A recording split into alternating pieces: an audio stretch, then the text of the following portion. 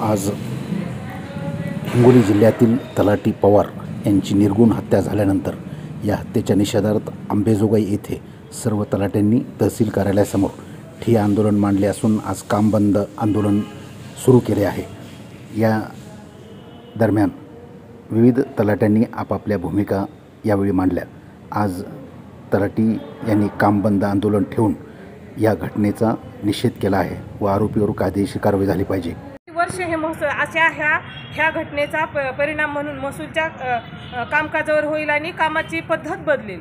ही पद्धत बदलू नये यासाठी शासनाने जबाबदारीपूर्वक ह्या गोष्टीत लक्ष घालून आरोपीला जो दुसरा आरोपी आहे तो अटक झालेला नाही त्याला अटक करून त्याला फाशीची शिक्षा, कारण इंटेन्शनली मर्डर आहे हा काही अचानकपणे झालेलं नाही, ठरवून केलेलं कृत्य असल्यामुळे ह्या प्रवृत्तींना आळा घालण्यासाठी शासनाने ह्याच्यामध्ये लक्ष घालावं आणि त्याला फाशीची शिक्षा कशी होईल याच्यासाठी शासनाने लक्ष घालून ती शिक्षा द्यावी अशी आमची मागणी। आणि दुसरं म्हणजे त्या जो आमचा तलाठी आहे त्याच्या कुटुंबाला त्याच्या पत्नीला सेवेत घ्यावं, त्याच्या कुटुंबाला सर्वतोपरी अनुदान देऊन मदत करावी अशी आमची मागणी आहे।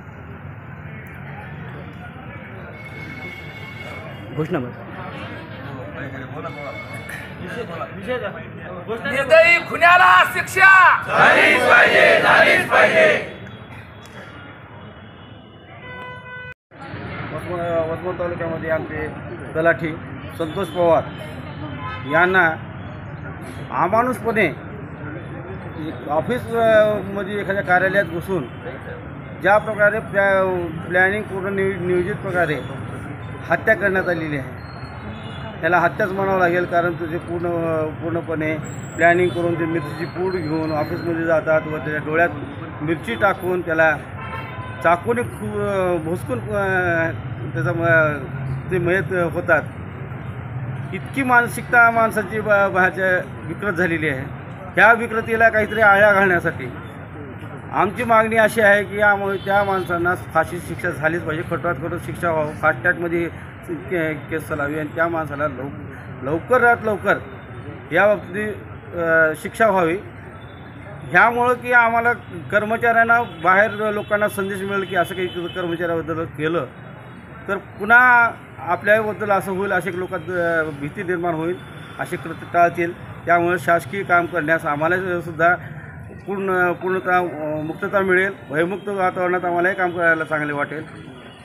त्यामुळं आमची मागणी आहे सुरुवातीला की हीच करावी।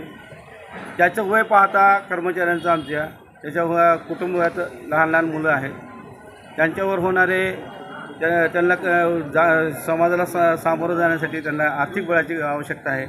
शासनानं तात्काळ त्यांना जास्तीत जास्त मदत करावी व अनुकंपा तत्वावर तर त्यांच्या हेचं काम होईलच, परंतु लवकरात लवकर त्यांच्या वारसांना त्यांच्या पत्नीला शासन सेवेत समावेश करून घ्यावं किंवा ही आमची मागणी असेल। आणि यापुढे अशा प्रकारचे कृत्य होऊ नये याबद्दल शासनाला तात्काळ काहीतरी उपाययोजना याच्यावर अवलंबावी, ज्यामुळं आमचे तलाठी संवर्गातले महिला आहेत, बऱ्याच कर्मचारी आहेत, ते गाव पातळीवर जाऊन काम करतात।